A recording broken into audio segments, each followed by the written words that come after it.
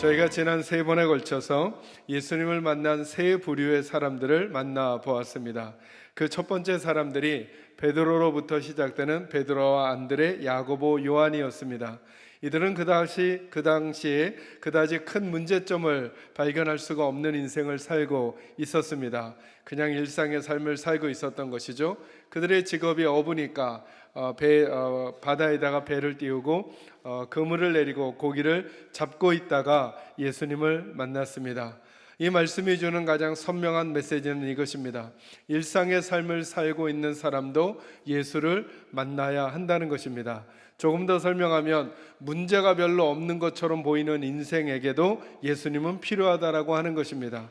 맞습니다, 여러분. 문제가 있을 때 예수님께 나오는 것은 아주 잘하는 일입니다. 그러나 더 잘하는 일은 내 인생에 문제가 없음에도 불구하고 예수를 주님으로 믿고 살아가는 인생인 것이죠. 저희가 저희 자녀들이나 가족을 위해서 기도할 때도 마찬가지입니다. 우리 자녀 그닥 문제가 없어 보입니다. 그래도 그에게 예수가 필요합니다. 직장에서도 인정받고 살아갑니다. 그래도 그에게 예수가 필요합니다. 학교에서도 성적도 좋고 학업생활 잘하고 있습니다. 그래도 그에게 예수가 필요합니다. 여러분의 가정에 물질적인 문제가 오지 않았습니까? 그래도 예수가 필요합니다. 여러분의 가정에 질병의 문제가 없더라도 사랑하는 성도 여러분, 그 본문을 통해서 일상의 삶을 아무 문제 없이 살아가던 사람에게도 정말로 그가 인생다운 인생을 살려면 예수 만나야 한다는 것이 그 본문의 메시지임을 기억하시는 지혜가 저와 여러분에게 있기를 바랍니다. 두 번째 만났던 부류의 사람이 어떤 부류의 사람입니까? 그는 귀신 들린 사람이었습니다. 요즘은 귀신 들린 사람이라고 여겨지는 분들을 만나기가 제법 쉽지는 않습니다. 그러나 여러분, 귀신 들렸다라고 하는 것의 본질이 뭐라고 말씀드렸습니까? 중심이 바뀐 사람입니다. 원래 우리는 어떻게 살아야 합니까? 내가 원하는 말을 해야 하고, 내가 원하는 곳에 가야 하고, 내가 원하는 시간에 손과 발을 사용할 수 있어야 하는 것, 그것이 우리들의 정상적인 삶이라 할 수 있겠습니다. 그러나 여러분, 귀신 들린 사람은 자기가 원하는 말을 하지 않습니다. 다른 중심이 원하는 말을 하게 되고, 다른 중심이 하라는 대로 손과 발을 움직이면서 살아가게 되는 것이죠. 그런 인생에게 예수가 필요하다는 것입니다. 여러분은 요즘 귀신 들림이라고는 설명할 수는 없지만 여러분의 중심이 아닌 다른 것에 의해서 함부로 말하고 함부로 행동하는 삶을 살 수밖에 없는 상황 가운데 있습니까? 그렇다면 예수를 만나셔야 합니다. 여러분의 자녀도, 여러분의 배우자도, 여러분의 친지들도, 여러분의 친구들도 그 중심이 잘못되어 있다면 그것을 해결하시는 분은 하나님이십니다. 저는 여러분에게 그 만남이 있기를 간절히 소망합니다. 지난주 나눴던 만남은 어떤 만남이었습니까? 베드로의 장모의 만남이었습니다. 그녀는 열병을 앓고 있었습니다. 아무런 문제가 없는 일상의 삶을 사는 사람도 예수가 필요하고, 중심이 잘못된 사람도 예수가 필요하고, 그리고 육체의 질병을 가지고 있는 사람도 예수를 만나야 한다 말씀하고 있는 것입니다. 그런데 그 베드로의 장모는 육체의 질병뿐만 아니라 마음의 질병이 있었습니다. 언제부턴가 자기 일상의 삶을 잘 이끌어가던 사위 베드로가 자기 일상의 삶을 버려두고 예수를 따른다고 할 때 그녀는 예수에게 마음이 아팠고, 그리고 사위에게도 마음이 힘들었습니다. 그랬던 그 여인이 예수님 만났을 때 그가 그들에게 시종을 드는 삶으로 바뀌어버립니다. 동일한 상황 속에 예수를 만남으로 말미암아 그 질병과 마음의 질병이 치유받아 새로운 인생을 살게 된 것이죠. 여러분 중에 마음이 아프신 분 계십니까? 여러분 중에 육체적인 연약함을 가지고 계신 분이 계십니까? 그 본문은 이렇게 말하고 있는 것입니다. 그러면 예수를 만나야 한다고. 저는 여러분이 예수님께 나오게 되기를 바랍니다. 오늘은 네 번째 부류의 사람을 여러분에게 소개해 드리고자 합니다. 12절 말씀 같이 한번 읽어볼까요? 같이 읽습니다. 시작. 예수께서 한 동네에 계실 때에 온몸에 나병 들린 사람이 있어 예수를 보고 엎드려 구하여 이르되 주여 원하시면 하실 수 있나이다 하니. 아멘. 오늘 12절 말씀해 보니까 어느 한 동네에 온몸에 나병이 걸린 사람이 있다, 이렇게 말하고 있습니다. 여러분은 이 나병이 얼마나 고통스럽고 힘든 병인지를 익히 들어 아실 수 있을 것입니다. 나병에 걸리게 되면 가족들과 함께 있을 수 없습니다. 분리되어 살아가야 합니다. 그러니까 이 나병이 걸린 사람은 앞에 말했던 모든 것들이 다 총체적으로 고통받는 과정 가운데 있는 사람이라고 할 수 있겠습니다. 질병의 문제일 뿐만 아니라 관계의 문제가 단절됩니다. 가족에게 갈 수가 없습니다. 가족이 올 수도 없습니다. 사랑하는 사람들과 함께 할 수가 없습니다. 자기의 마음이 아무리 커도 의도적으로 떨어져 있을 수밖에 없습니다. 질병의 문제만 해도 그렇습니다. 질병이 있으면 고침을 받을 수 있는 가능성이 있지만 이 나병은 고침받을 가능성이 자기로부터도 그런 생각을 하지도 않을 뿐만 아니라 자기를 도우러 올 사람도 없는, 모든 것이 다 막혀져 있는 상황의 삶을 사는 사람이 이 환자입니다. 오늘 본문이 제일 먼저 선명하고 분명하게 말하는 게 무엇입니까? 이런 사람도 예수님 만나면 된다는 것입니다. 저는 지난주에 한 집사님과 상담을 하게 되었습니다. 말씀을 나누면서 우리 집사님도 저도 눈물을 흘리고 마음으로 안타까워하는 이야기였습니다. 제가 늘 한계를 느끼는 게 뭐냐 하면, 목사로서 너무 안타까운 얘기를 듣는데 더 가슴 아픈 것이 제가 어떤 답도 드릴 수 없었다는 것입니다. 그 집사님도 예수님 만나면 됩니다. 그 집사님도 예수님 만나면 됩니다. 어떤 상황이든 절대 되지 않을 것 같은 상황의 총체적인 총합이 이 나병 환자의 이야기인 것입니다. 그도 예수님 만났을 때 새로운 인생을 살게 되었다고 말씀하시면서 오늘 본문의 이야기를 통해 그 예수님께서 어떻게 그 환자를 다루어 가시는지, 그 환자들을 대하시는 예수님의 마음 몇 가지를 오늘 본문을 통해 함께 나누고자 합니다. 먼저 좀 말씀을 드릴 것은, 여러분 12절 말씀 약간 위에 혹시 요즘 나온 성경에 보시면 제목을 이렇게 써주고 이 성경 말씀이 다른 곳에도 적혀 있다라고 하는 걸 알려줍니다. 그죠?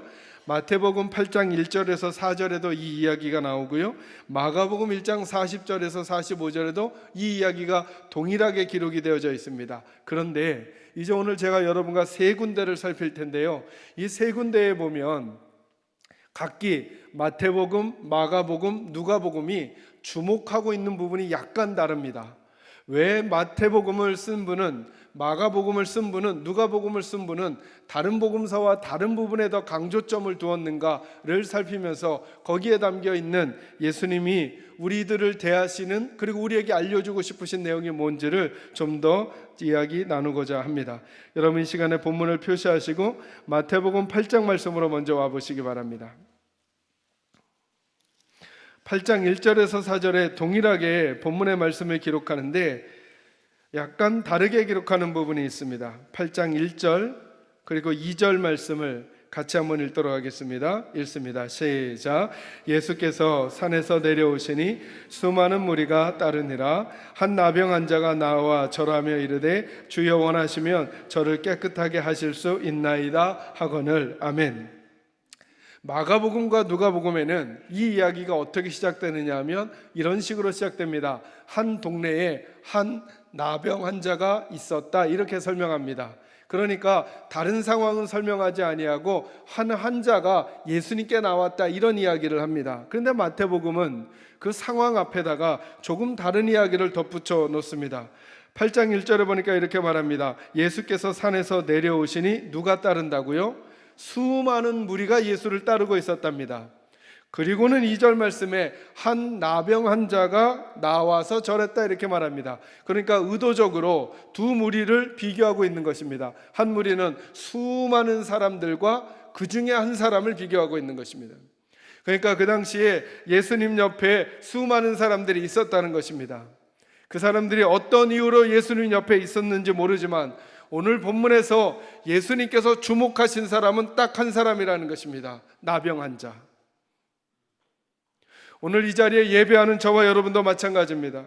그 당시 예수님 옆에 있었던 수많은 사람들이 예수님 옆에 왜 있었는지 모르겠습니다. 추측 가능합니다. 예수님이 이적과 기사를 행하니까, 베드로의 장모를 고치니까, 귀신 들린 사람을 온전하게 하니까 그리고 물고기를 많이 잡게 하니까 그 소문이 들렸는지 모릅니다. 그래서 신기해서 예수님께 왔을 수도 있고, 궁금해서 왔을 수도 있고, 한번 알아보려고 왔을 수도 있겠습니다.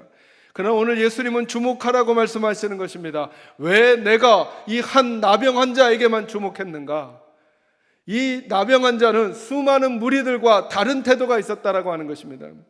본문에 보면 이렇게 말합니다. 한 나병 환자가 나와 절하며 이르되, 이렇게 말하죠. 마가복음과 누가복음에서 뭐라 하냐면, 이 절한다는 표현을 우리처럼 그냥 손을 대고 절하는 게 아니라 그의 얼굴을 땅에다가, 그러니까 코와 입과 이마가 땅바닥에 댔다는 것입니다. 그 정도의 마음으로 예수님께 나왔다는 것입니다. 그러니까 다른 사람들의 마음과 이 한 사람의 마음이 달랐다는 것입니다. 오늘 첫 번째 메시지는 이것입니다. 예수님을 만나고자 하는 사람들은 간절함과 사모함이 있어야 한다는 것입니다. 그리고 나서 생각해 보니까 이분이 예수님께 나온다는 것 자체가 평범하지 않습니다. 앞에서 설명을 드렸듯이 이 질병을 걸진 사람들에게는 정해져 있는 룰이 있습니다. 이 질병이 발병을 하면 가족들에게서 분리돼야 합니다. 그리고 사회적으로 고립된 곳에서 지내야 합니다. 함부로 많은 사람들이 있는데 오면 안 됩니다.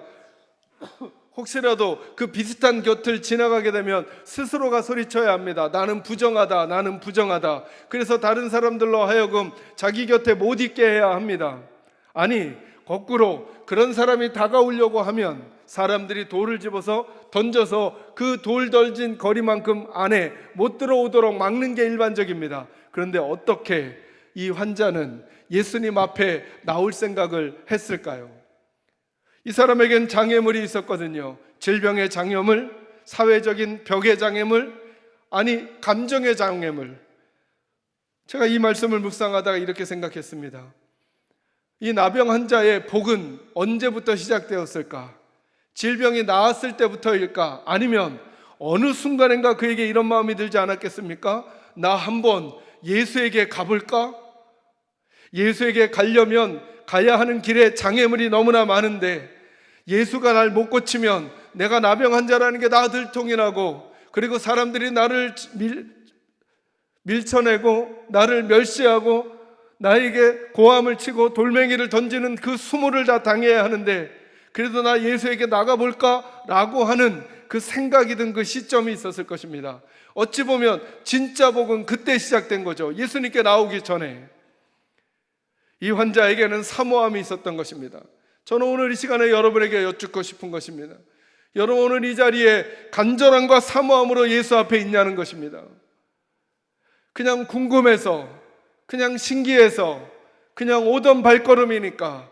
오늘 이 본문에서 예수님은 말하는 것입니다. 예수님은 만난 사람들 중에 새로운 일을 경험하는 사람, 수많은 교회가 예배를 드립니다. 수많은 사람들이 예수님 믿는다고 합니다. 수많은 사람들이 기도한다고 합니다. 그러나 거꾸로 이렇게 한번 물어보는 것이죠. 그 교회들 가운데 얼마나 많은 교회들이 예수를 만나고 있는가? 그 성도들 가운데 얼마나 많은 사람들이 말씀의 능력과 기도의 능력을 경험하고 있는가? 묻고 왜 그러지 못하는가를 오늘 본문의 예수님의 행적에서 저희가 찾는다면 수많은 무리와 이 한 명의 나병 환자의 차이에 있다는 것입니다. 수많은 무리들은 예수에 대한 소식에 궁금하기도 하고, 그것이 신기하기도 하고, 보고 싶기도 하고, 알아보고 싶은 마음 정도였지만, 이 한 명의 나병 환자는 예수 만나야 내가 산다는, 예수 만나지 않으면 내가 살 수 없다는 그 간절함과 사모함이 그에게 있었다는 것입니다. 저는 우리 사랑하는 개선제일교 식구들에게 한 번의 예배를 드려도, 짧은 시간의 기도를 하여도 이 간절함으로 주님 앞에 나아가는 저와 여러분이 될 수 있기를 주의 이름으로 축원합니다. 그 모습에서 볼 수 있는 또 한 가지 표현이 이것입니다. 누가복음과 마가복음 그리고 마태복음에 동일하게 기록되어져 있는 부분입니다. 2절에 보니까 제가 마태복음 8장 2절을 읽습니다. 한 나병 환자가 나와 절하며 이르되 주여 원하시면 저를 깨끗하게 하실 수 있나이다, 이렇게 말합니다. 이 표현도 좀 평범하지가 않습니다. 여기 주여 원하시면 저를 깨끗하게 하실 수 있습니다, 이게 무슨 뜻입니까? 잘 생각해 보면요, 어떻게 말하고 싶을까요? 지금 온갖 장애물을 다 넘어서 왔습니다. 고칠 수 없을 거라고 하는 사회 통념의 장애물, 이 질병에 걸린 사람들은 사회 공동체 속으로 들어오면 안 된다는 장애물, 남에게 나를 보이기가 부끄러운 내 육체의 그 부끄러움의 장애물, 감정의 장애물까지 다 넘고 예수님께 왔습니다. 그러면 어떻게 구해야 합니까? 예수님, 제가 여기 어떻게 오신지 아십니까? 전 지금 예수님 안 고쳐주시면 저 못 삽니다. 저 못 삽니다. 저 지금 고쳐주셔야 합니다. 지금 고쳐주셔야 합니다. 라고 떼를 쓰고 그리고 강청을 해도 모자를 파립니다. 그죠? 근데 지금 주께서 원하시면 저 고칠 수 있습니다. 이 말은 무슨 말입니까? 만약에 주님이 오늘 고치시지 않고 내일 고치신다고 해도 전 괜찮습니다. 만약에 주님이 온전히 다 고치시지 않고 반만 고치신다고 해도 전 괜찮습니다. 라고 하는 표현 아닙니까? 그러니까 마치 그림이 이런 그림입니다. 모든 권한을 다 주님께 드리는 것입니다. 모든 권한을. 바뀌어지는 방법, 바뀌어지는 시간, 바뀌어지는 방향까지 내가 원하는 죄송합니다. 내가 원하는 모양, 내가 원하는 시간, 내가 원하는 방향, 방법이 아니라 그 모든 것들을 전적으로 다 주님께 맡겨드리는 것입니다. 주님, 내 자녀는 지금 돌아와야 합니다. 주님, 우리 가정은 지금 회복해야 합니다. 주님, 우리 교회는 지금 이런 모습이어야 합니다. 라고 하는 우리가 하고 싶은 기도의 내용들이 크게 있음에도 불구하고 지금 이 나병 환자의 모습은 뭐냐 하면 그 모든 전권을, 권한을 주님께 맡겨드리는 것입니다. 하나도 그 손잡이에 손을 잡지 않고 그 권한을 다 주님께 내어드리는 것입니다. 여러분, 질병이라는 게 뭐냐 하면 우리들의 한계를 깨닫게 하는 것입니다. 건강할 땐 모르다가 질병이 오는 순간 우리가 한계를 깨닫습니다. 조금 더 확장해서 고난의 특징이 뭐냐 하면 우리의 한계를 깨닫게 하는 것입니다. 질병이 오지 않거나 고난이 오기 전에는 우리가 무슨 생각을 하냐 하면 내가 잡은 이 핸들로 내 나름대로 운전을 다 하면서 산다고 생각하는 것입니다. 근데 질병이 딱 오는 순간, 고난이 오는 순간 내가 움직이는 이 핸들대로는 내 인생 살 수 없다는 걸 인정하게 되는 것입니다. 그때 이 핸들을 주님께 맡기는 것입니다. 오늘 이 나병 환자가 그 일을 하고 있는 것입니다. 마치 이 표현은 예수님의 기도의 표현과 똑같습니다. 아버지의 뜻대로, 아버지의 원대로 하시옵소서. 여러분은 정말 여러분의 자녀를 주님께 맡기고 계십니까? 아니면 주님께 기도한다고는 하지만 여전히 핸들을 여러분이 잡고 계십니까? 여러분은 정말 여러분의 인생을 주님께 맡겨드리고 있습니까? 아니면 여전히 핸들을 내가 잡고 있습니까? 제가 이번 주에도 우리 집사님과 대화를 나누며 이 설교 말씀을 묵상하고 있던 중이라 이 말씀을 좀 나눴는데요, 제가 느꼈던 게 뭐냐 하면 답을 제가 모른다는 것입니다. 집사님도 답을 모르고.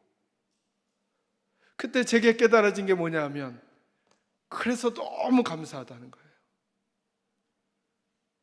왜냐하면 주님이 그 답을 알고 계시니까. 무슨 말이냐 하면 여러분, 오늘 예수님께서 이 환자를 고치신 방법도 평범하지가 않아요. 예수님이 어떻게 고치시냐 하면 여러분, 이 나병에 걸린 분들은 서로 만지면 안 됩니다. 근데 예수님은 만져서 고치시는 거예요.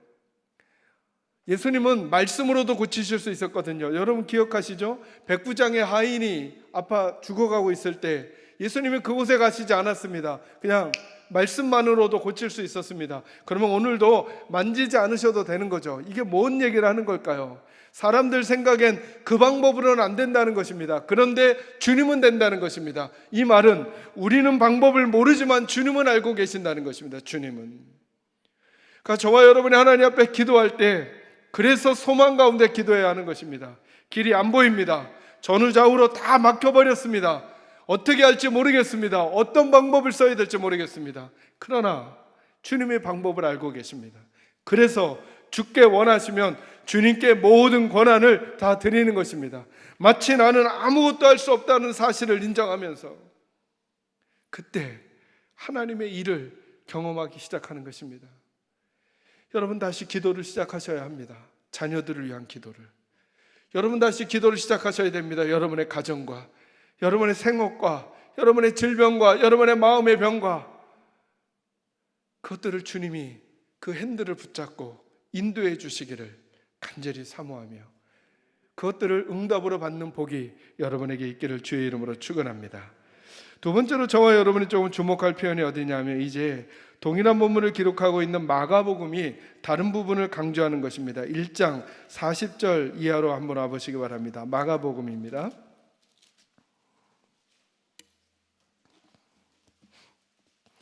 마태복음과 누가복음에서는 이 부분을 강조하지 않는데 유독 마가복음에서 이 부분을 강조합니다. 44절과 45절입니다. 제가 44절을 먼저 읽겠습니다.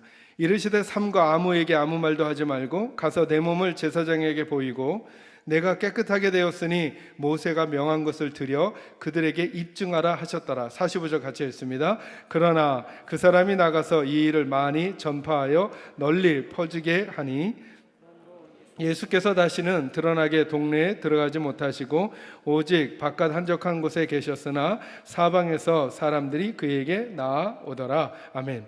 마가복음만이 주목하고 있는 부분인데요, 마태와 누가에서는 동일하게 이렇게 말씀하십니다. 예수님께서 가서 아무에게도 말하지 말아라 이렇게 명령하셨다는 말씀만 나오고 그 다음 구절에는 소문이 널리 퍼지니 이렇게 나옵니다. 그런데 마가복음에서는 그렇게 소문이 널리 퍼지게 된 이유를 명확히 설명합니다. 누구 때문이라고요? 이 나병 환자 때문이라고요. 그래서 다른 성경에는 없는 마가복음에 있는 표현이 뭐냐면 45절 말씀에 그러나라고 하는 표현입니다. 예수님은 아무에게도 말하지 말라고 하셨다. 그러나 이게 강조됩니다. 그러나 이 사람은 가만히 있을 수가 없었다는 것입니다. 두 번째 여러분과 나누고 싶은 말씀은 이것입니다. 저와 여러분이 가지고 있는 믿음은 의도적으로 만들어내는 게 아니에요. 의도적으로 만들어내는 것이 아니라 자연스러운 믿음을 추구해야 한다는 것입니다. 여러분, 저와 여러분이 이 본문에서 생각해 봐야 될 게 이것입니다. 우리들은 그동안 알고 있는 게 너무나 많습니다. 사랑해야 한다. 그럼요. 전도해야 한다. 섬겨야 한다. 겸손해야 한다. 온유해야 한다. 다 압니다. 그런데 왜 사랑하지 못하고 온유하지 못하고 전도하지 않는 것입니까? 그럴 만한 힘이 이 안에 없기 때문입니다.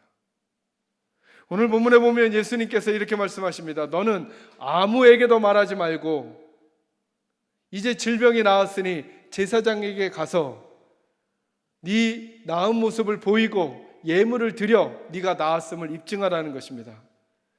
이 말씀도 평범하지 않습니다. 왜냐하면 예수님이 고치셨습니다. 예수님이 고치셨으면 나은 거죠. 뭐하러 또 제사장에 가서 그것을 점검합니까? 마치 오늘날 이것과 똑같습니다. 기도해서 병을 고쳤는데 의사에게 가서 다시 확인하라는 것입니다. 예수님은 그렇게 하라는 것입니다. 왜요? 예수님을 믿는 좋은 믿음이라는 게 뭘까요, 여러분? 좋은 믿음이라는 게, 예수님을 믿는 바른 믿음이라는 게 뭘까요? 뭔가 자꾸 다른 사람들보다 좀 이상한 행동을 하고 막 특별한 행동을 하고 이런 것일까요? 그렇지 않다는 거예요. 예수님이 그 당시에 질서를 존중해 주시는 거예요. 그 당시에 예수님이 고치지 않은 혹 그런 나병 환자가 있다고 할지라도 그 병에서 나았다라고 생각되는 사람은 제사장에게 가서 확인해야 해요. 제사장은 병을 고칠 능력도 없고 깨끗하게 할 능력도 없습니다. 그러나 그를 통해 그 절차를 밟아서 그 병이 나았다라고 하는 것을 확인받고 공동체와 함께 살아가라는 거예요. 이게 바른 믿음이라는 거예요. 예수 믿는 계산교회 식구들은 어떤 게 바른 믿음이고 좋은 믿음일까요? 다른 사람들이 우리를 볼 때 이상하게 보고 어색하게 보고 특이하게 보고 더 눈살을 찌푸리게 만들고 이런 게 좋은 믿음일까요? 우리의 것을 증명하려고? 아니요. 도리어 그들이 보기에 존중받을 태도와 자세를 유지해 가는 것입니다. 저는 이번 주 초반부터 마음을 많이 졸였습니다. 저희가 현장 예배를 재개하고 났는데 갑자기 이태원에 가셨던 어떤 학원 강사분이 자기의 동선을 숨기고 학원에서 아이들을 가리키는데, 그리고 가회를 하는데 그 중에 교회를 다니는 학생들이 있었던 모양입니다. 그들이 지난 주일날 교회를 간 것입니다. 그래서 그 양 두 교회 모두 다 그 예배에 참여했던 모든 분들이 다 전수조사를 받게 되는 상황이 생겼습니다. 만약에 거기서 확진자가 1명, 2명, 10명이라도 나왔으면 또 온통 이 주말에 온 교회에 대한 여론의 화살이 굉장했을 것 같습니다. 특히나 그 중에 한 교회, 팔복교회는 얼마 전에 저희 교회 헌신 예배에 담임 목사님이 설교하러 오셨던 교회이고 제 후배 목사님 교회이기도 합니다. 아주 나이스하고 매너가 좋은 목사님. 그런데 제가 연락도 할 수가 없는 거예요. 어찌 됐냐? 어떤 일이냐? 다행스럽게 한 분의 확진자도 없었다고 합니다. 그랬더니 방송들이 뉴스를 내는데 제가 방송 지상파 3사 방송의 그 뉴스의 꼭지들을 좀 보았어요. 어떤 데서는 뭐라 하냐면 교회에서 기적이 일어났다는 거예요. 원래 기적은 교회에서 일어나죠. 무슨 기적인가 했더니 한 사람의 확진자도 나타나지 않았다는 거예요. 양쪽 교회 모두 다. 그리고는 그 교회를 칭찬하기 시작하는 거예요. 이렇게 방역 수칙을 잘 따랐다. 그랬더니 제가 댓글들을 잘 안 보는데요, 교회와 관련된 건 하도 안 좋은 소리들이 많아서 댓글들을 보니까 하나같이 다 칭찬하는 거예요. 이게 이단과 정통교회의 차이다. 교회야말로 잘 지키고 있다. 지금까지도 교회는 이렇게 해왔다. 한두 교회가 아니다. 뭐 이런 막 하는 거예요. 그럼 제가 깨달아진 게 뭐냐 하면 그 두 교회 다 우리 이렇게 정당하다라고 사회를 향해 외친 게 아니에요. 그냥 사회가 지켜달라고 부탁한 그 질서들을 잘 지켜주었더니 어느 순간인가 그분들이 더 귀한 분들이 방역당국에서 그 두 교회에게 고맙다는 말을 할 만큼의 인정을 받는 모습이 되었다는 거예요. 좋은 교회, 좋은 성도는 어떤 것일까요? 남들에게 우리가 얼마나 좋은지 프랜카드를 걸고 계양구를 우리가 행진해 가면서 우리는 이런 교회다라고 자랑을 하는 것일까요? 아니요. 그냥 우리들이 존재하는 그 자연스러운 일상에서 여러분, 향수를 뿌린 사람이 옆에 가면 향수 냄새가 나는 법입니다. 예수의 향수를 뿌림받은 우리가 그냥 그곳에 가서 그 질서들을 지켜주는 것입니다. 우리가 얼마나 좋은지 자랑할 필요도 없습니다. 그냥 가면 그 향기가 나는 것입니다. 이 나병 환자는 예수님이 아무에게도 말하지 말라는데 왜 가서 말을 했을까요? 예수님이 겉으로는 말하지 말라고 한 거지만 속으로는 전하기를 원하셨을 거야. 내가 그 깊은 속까지 다 헤아려 드려야지. 이런 것 때문이었을까요? 아니죠. 말하지 않고는 견딜 수 없는 불이 그 안에 있었기 때문입니다. 그러면 오늘 우리들의 문제와 오늘 우리 교회들의 문제와 우리들의 삶의 문제도 마찬가지인 거죠. 왜 우리는 사랑하지 못할까? 사랑하지 않고는 견딜 수 없는 불이 아직 우리 가운데 없기 때문은 아닐까? 왜 우리는 이 고난 가운데 절망할까? 고난 너머에 큰 손을 들고 계시는 하나님이 보이는 눈이 열리지 않아서는 아닐까? 왜 우리는 전도하지 않을까? 예수님에 대해서 자랑해야 하는 그 불이 내 안에 떨어지지 않아서는 아닐까? 전도도 사랑도 헌신도 남에게 나를 보이기 위함이 아니라, 남에게 내가 얼마나 센지를 증명하는 게 아니라, 남보다 내가 얼마나 헌신도가 깊은 사람인지를 알리려고 하는 게 아니라 그냥 자연스러운 우리의 호흡이어야 하고 자연스러운 우리들의 발걸음일 때, 그때야말로 진짜 힘을 내게 될 수 있다라고 하는 것입니다. 저는 우리 사랑하는 계산제일교회가 그런 교회, 그런 성도들이 많아지기를 주의 이름으로 축원합니다. 당신은 왜 안 하십니까? 비교할 필요 없습니다. 왜? 내가 하는 건 그분보다 열심히 있어서가 아니라 내가 하는 건 그냥 내 자연스러운 내 향기이기 때문인 것입니다.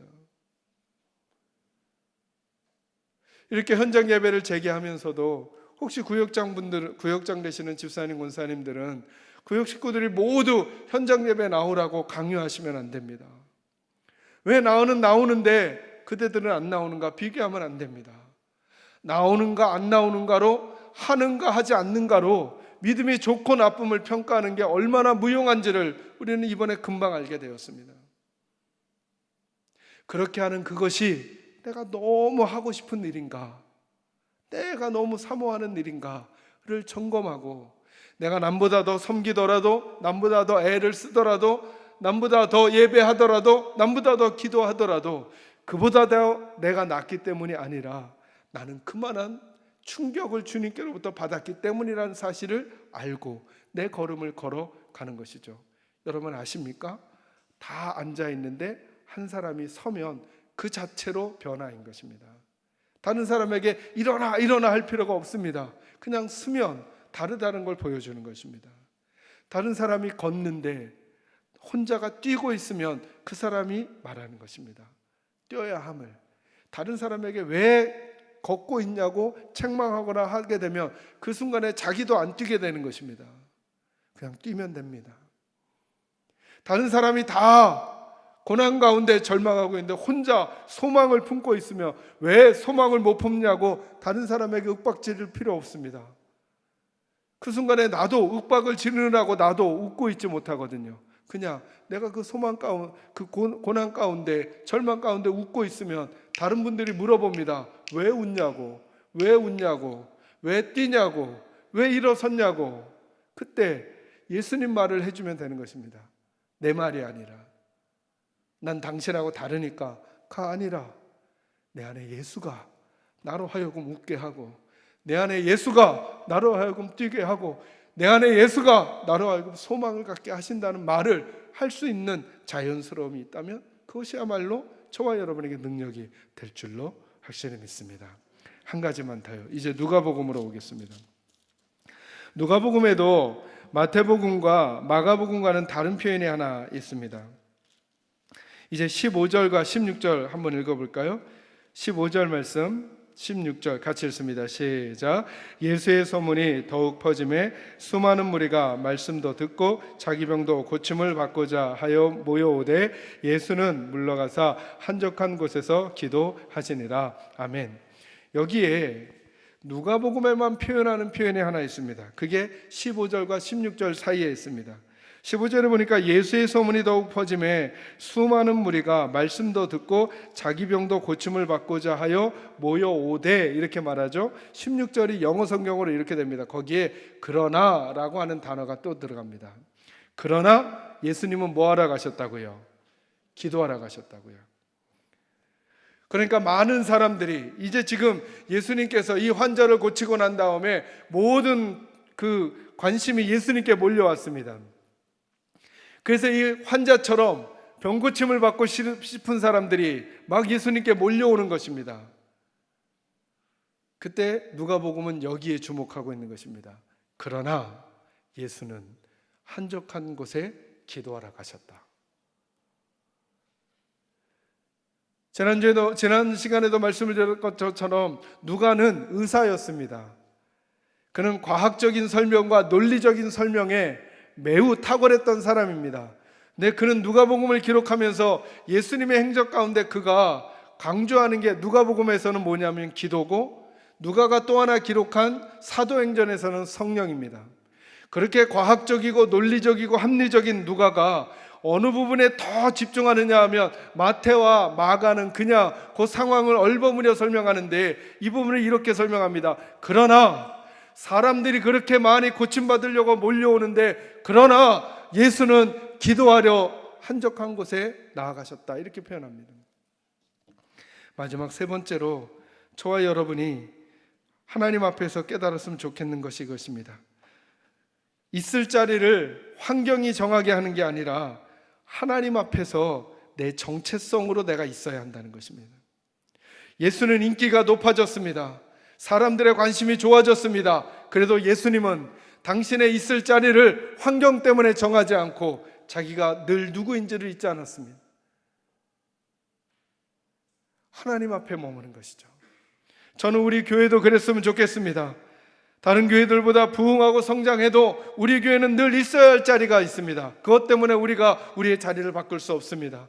다시 하나님만이 우리 교회를 붙들어 주셔야 합니다. 그래서 우리 성도님들이 꼭 기도할 때 놓지 마셔야 합니다. 지금도 계산제일교회는 하나님 없이는 아무것도 아닙니다. 만약에 하나님이 지금도 우리를 붙들어 주시면 우리는 지금도 이 위기를 넘어갈 수 있습니다. 예수님은 사람들의 박수에 당신의 자리를 바꾸지 않았습니다.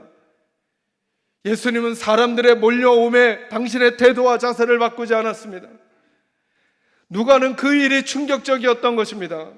그러나 예수는 물러가서 한적한 곳에서, 여러분 그 한적한 곳에는 사람들이 없는 곳입니다. 박수 소리가 없는 곳입니다.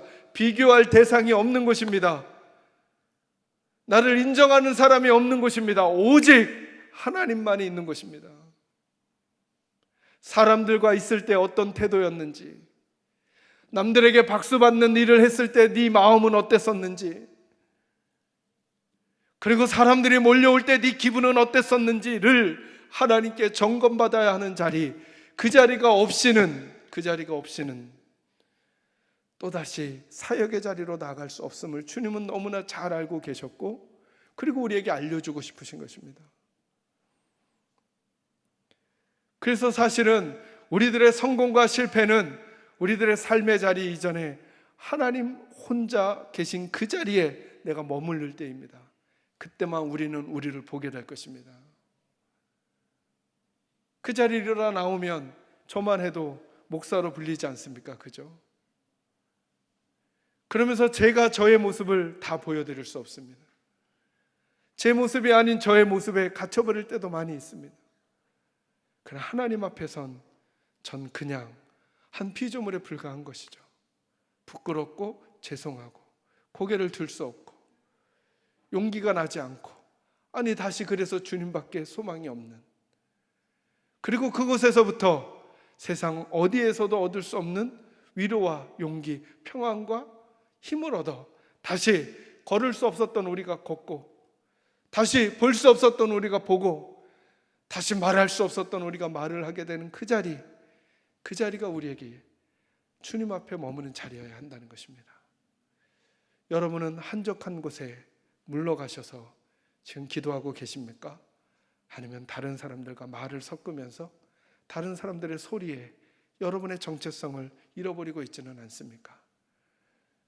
그러나 예수는 한적한 곳으로 가셔서 기도하셨다라고 하는 이 누가의 이 지적이 우리들에게도 잘 박힌 모처럼 기억되어 어떤 흥분과 어떤 절망의 상황에도 우리를 평가하지 말고 다시 우리로 하여금 하나님 앞으로 이끌어내어 그곳에서부터 우리가 누구인지를, 하나님이 누구이신지를 다시 발견하고 새로이 출발할 수 있는 저와 여러분 모두가 되시기를 주님의 이름으로 축원합니다. 기도하겠습니다.